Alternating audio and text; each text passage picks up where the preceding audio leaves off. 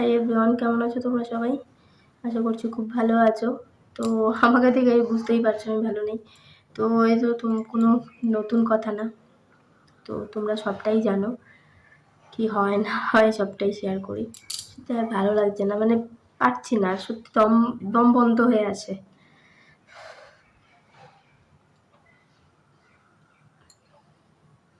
সবসময় একটা বাড়ির বউকে সবসময় চুপ করে থাকতে হয়, সবসময় সব কিছু সহ্য করলেই ভালো। যখনই মুখ ফুটে কোনো কিছু অধিকার বা কোনো কিছু দাবি করবে তখনই সেই মেয়েটা খুব খারাপ হয়ে যায়। সবসময় এটাই হয়।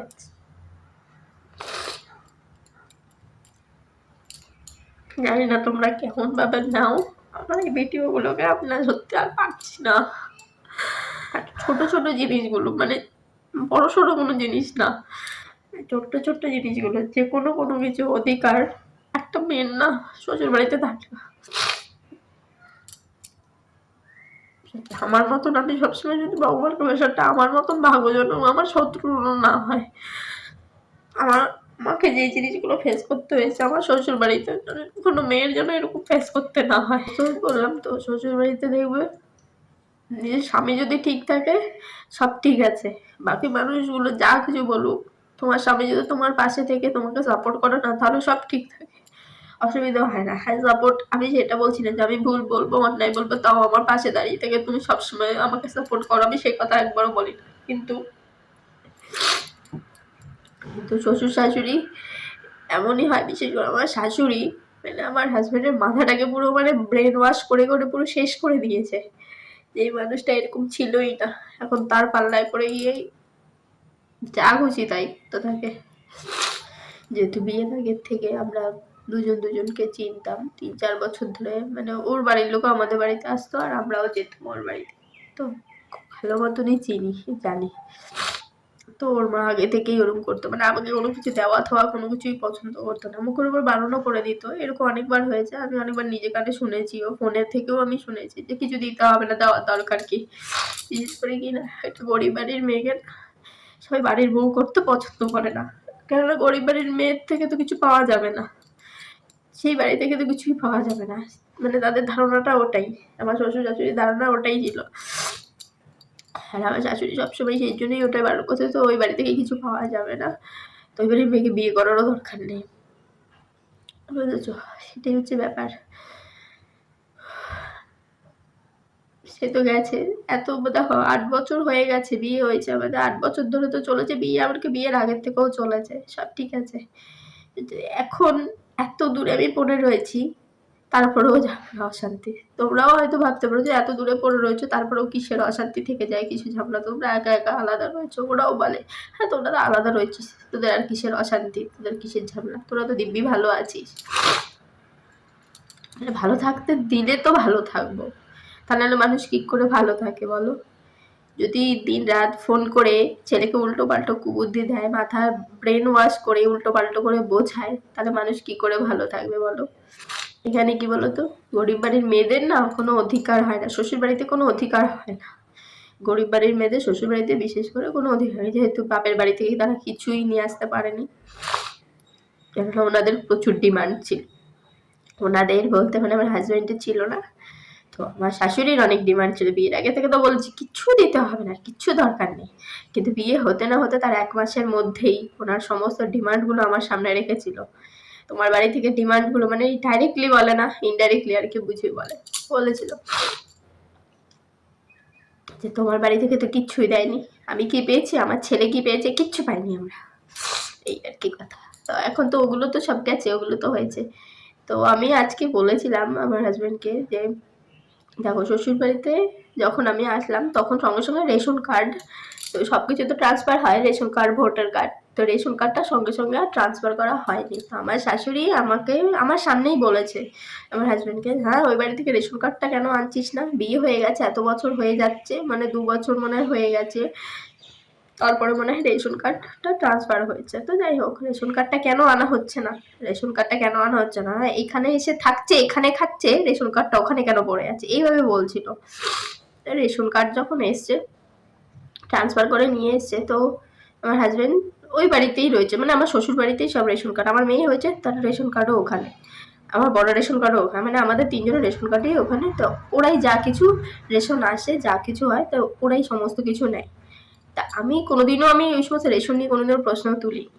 যেহেতু আমার সাথে বিয়ের পর থেকে, এমনকি তোমাদেরকে আমি বলি, হয়তো তোমাদের বিশ্বাসই হবে না, আমি জানি এই ধরনের কথাগুলো অনেকেরই বিশ্বাস হয় না। যার সাথে হয় না সেই মাত্রই, মানে সেই মেয়েটাই বোঝে। আর আমি কেন, অনেকে আমাকে বলে যে আমি কেন এই সমস্ত কথা বারবার বলি, মানে যে যার সাথে হয় সেই বোঝে। সে মৃত্যুর আগ দিন পর্যন্ত, তখনও পর্যন্ত মনে থাকবে যে আমার সাথে কি কি ঘটেছে আমি কোনোদিনও ভুলতে পারবো না। নিজেদের লোকেরাই বোঝে না, আর তো কার কথা বলবো। তাই আমি ওই রেশন কার্ডের কথা তো, বা যাই হোক, বাড়িতে ওই রেশন কার্ড, রেশন যা যা আসে, রেশন বিক্রি করে, রেশন রেশন বিক্রি করে আমার শাশুড়ি নেয়। আর আমার ওইখানে খুড়তুতো দেওর রয়েছে, না কাকা শ্বশুরের ছেলে রয়েছে, তো ওরা দুজন মিলে নেয়, সেটুকু আমি জানি। তো যাই হোক, ওরা নেয়। তা আমি একদিনকে আমার হাজব্যান্ডকে বলেছিলাম যে এতদিন ধরে তো ওরা রেশন নিয়েছে, এবারে আমার রেশন, আমি যখন ভালো না, আমি খারাপ, আমার নামে যখন এত কথা বলে, তো আমি যখন খারাপ, খারাপ মানুষের রেশন তো নেওয়ার দরকার নেই, তা আমার রেশন কার্ডটা আমাকে দিয়ে দিতে বলো। আমি আমার হাজব্যান্ড, যেহেতু আমি ওই বাড়িতে যাওয়া পছন্দ করি, ওদের ফেস টু ফেস হওয়া আমি পছন্দ করি না। তো যাই হোক, আমার যাওয়া হয় না, লাস্ট অনেকদিন ধরেই আমি ওই বাড়িতে যাই না আর কি, ওদের সাথে সম্পর্কও রাখতে চাই না। তো যাই হোক, মানে আমি রেশন কার্ডটা চেয়েছিলাম। আমার হাজব্যান্ডকে এতটাই মানে ব্রেন ওয়াশ করে রেখেছে, এখন সেই মানুষটাও উল্টোই বলে, তাদের মতন করেই কথা বলতে থাকে আর কি। যে মানুষটাকে মানে বিয়ে হয়ে গেছে 8 বছর, এতদিন ধরে চিনছি বিয়ের আগে থেকে সেই মানুষটা।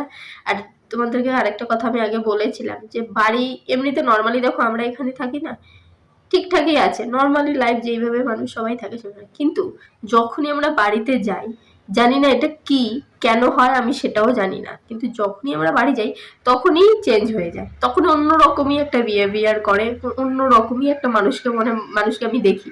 আমি বুঝতে পারি না যে কি কারণে এরকম হয়। জানি না তোমাদের সাথে যদি যদি কারোর সাথে কি এরকম হতে পারে, একটা মানুষ হঠাৎ করে কি চেঞ্জ হয়ে যায়, এরকম কোনো সময় পসিবল তোমরা বলো তো? কোনো মানুষ 1 মাস ধরে আমরা বাড়িতে গেলাম ছুটিতে, 1 মাসের মধ্যে মানুষটা পুরোপুরি টোটালি চেঞ্জ? এক সেকেন্ড, কোনোদিনও পসিবল হয় না। আমার তো মনে হয় না এরকম হয় বলে। কেউ যদি কিছু খারাপ কিছু বুদ্ধি বা কোনো কিছু খারাপ কিছু না করে, তাহলে এরকম কোনো মতেই হয় না। 1 মাসের মধ্যে কোনো মানুষ চেঞ্জ হয়ে যেতে পারে? যে মানুষটাকে 12-13 বছর ধরে চিনি, বা 10, হ্যাঁ 8 বছর, আর তার আগের 3 বছর, তো 12-13 বছর ধরে যে মানুষটাকে চিনি, সে মানুষটা হঠাৎ করে এরকম ভাবেই চেঞ্জ হয়ে যায়? কোনো সময় এটা পসিবল? তোমরাই বলো তো। আর আমি যদি এই ধরনের কথা বলি, আমাকে বলবে যে না কি সমস্ত উল্টো পাল্টা বলছো, একটা শিক্ষিত মানুষ হয়ে, শিক্ষিত মেয়ে হয়ে অশিক্ষিতর মতন নাকি আমি কথা বলি, আমি নাকি আমার কাল্পনিক জগতেই রয়েছি, আমি নাকি কোনো কিছু বুঝি না। কি বলবো তাহলে বলো? বললাম না, যার সাথে হয় সেই একমাত্র বুঝবে, অন্য কেউ বুঝবে না। সবাই জানি মজা নিচ্ছে, সবাই ভাবে যে ভালোই চলছে, চলুক। যখন যার সাথে হয়, আর জানি না তোমরা যারা আমার ভিডিওটা দেখো, জানি না তোমরা কি আমাকে নিয়ে ভাবো, ভগবান জানে। কিন্তু আমি এই সমস্ত না ভিউজ বাড়ানোর জন্য বিশ্বাস করি না। ভিউজ বাড়ানোর জন্য আমি এই সমস্ত, কটাই বা ভিউজ আসে, আমি সেই জন্য কিন্তু আমি করি না। একটা মানুষ বলে না, একটা মেয়ে, একটা গরিব বাড়ির মেয়ে শ্বশুর বাড়িতে গিয়ে কিভাবে মেন্টালি টর্চারের শিকার হয়, সেটাই না আমি সবার সামনে শুধু জাস্ট তুলে ধরতে চাই। এরকম প্রচুর মেয়ে হয়, আমি জানি, গরিব বাড়ির মেয়েদের সাথে একটু বেশি হয়। যদি আমি তাই আমার মাকে ফোন করে, বাবাকে ফোন করে আমি যেতে তাই বলি, আজকে যদি তোমাদের টাকা থাকতো হয়তো আমার এই অবস্থাটা হতো না, যদি তোমরা কারি কারি টাকা দিতে পারতা।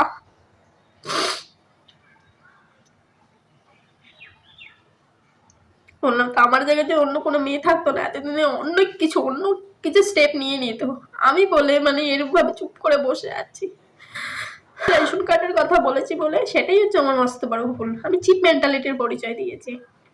তোমরাই বলো, যার রেশন কার্ড, একটা মানুষের রেশন কার্ড, এটা তো নিজস্ব অধিকার আছে। সে রেশন কার্ডটা যার রেশন কার্ড সে নিজে কোথায় রাখবে, কার কাছে দেবে বা কি করবে, সেটা তো নিজের ব্যক্তিগত অধিকার। এখানে তো কারো থাকে, এখানে তো সে বলতেই পারে যে আমার রেশন কার্ডটা আমার কাছে দাও, বা আমি, এটা বলা যাবে না। শ্বশুর বাড়িতে এটা অ্যালাউ নেই, কারণ আমি খাচ্ছি শ্বশুর বাড়ির খাবার, তাই আমার রেশনটা তারা নেবে, এটাই আমার অন্যায়। বুঝেছো? 8 বছর ধরে আমি নাকি কোনো দায়িত্বই পালন করতে পারিনি। ঠিক আছে, বললাম না, একমাত্র শুধু ভগবান জানে, মাথার উপর ভগবান আছে, সেই জানে। আর কোনো কিছু বললেই শুধু বলবে কি প্রমাণ আছে নাকি তোর কাছে। আচ্ছা তোমরাই বলো তো, তোমাদের যে কোনো কারোর সাথে কোনো কিছু যদি খারাপ কিছু ঘটে, সেই মানুষটা কি সঙ্গে সঙ্গে কি ফোন নিয়ে কি প্রমাণ জোগাড় করবে? সেটা বলো না। প্রমাণ মানুষই কি করে রাখে? একটা মানুষের সাথে, একটা রাস্তায় চলতি একটা মানুষের সাথে যে দুর্ঘটনা করবে, সেই মানুষটা যদি জানতো তাহলে তো সেই মানুষটা আগে থেকেই সাবধান হয়ে যেত। সেই মানুষটা জেনে বুঝে তো আর গাড্ডার মধ্যে পা ঢোকাবে না, তাই না? আমিও যদি জানতাম শ্বশুর বাড়িতে আমার সাথে এইগুলো, আমি শ্বশুর বাড়িতে কোনোদিন আসতামই না। আর এইগুলো এখন সোশ্যাল মিডিয়ায় ছাড়ি বলে তাদের নাকি মান সম্মানের একেবারে খোয়ানো যাচ্ছে, মান সম্মান তাদের যাচ্ছে, একেবারে হেনস্থা হয়ে যাচ্ছে। তারা একটা পরের বাড়ির মেয়েকে এনে যখন তার মান সম্মান রাখুনি, তাকে যখন হেনস্থা করেছে, তখন তো একবারও ভাবুনি সেই মেয়েটার বা মেয়েটার বাবা মার মান সম্মানের কি হবে, সে মেয়েটার কি হবে। এখন নাকি তাদের মান সম্মানের একেবারে 12টা বেজে যাচ্ছে। না, শুধুমাত্র টাকা। আজকালকার দিনে না শুধু টাকাটা ম্যাটার করে, শুধুমাত্র টাকাটা ম্যাটার করে। যার যত বেশি টাকা তার তত বেশি পাওয়ার। আর গরিব বাড়ির মেয়েদের কোনো শ্বশুর বাড়িতে কোনো অধিকার না, তাদেরকে ঝিঁচা করে জীবন কাটাতে হয়। বুঝলে তো? শ্বশুর বাড়িতে এসে ঝিঁচা করে জীবন কাটাতে হয়, কোনো অধিকার থাকে না তাদের আর। না কোনো মান সম্মান, না কোনো অধিকার, না ব্যক্তিগত কোনো ইচ্ছা অনিচ্ছা, কোনো কিছু দাম থাকে না। একটা গরিব বাড়ির মেয়ের কোনো কিছুর দাম থাকে না।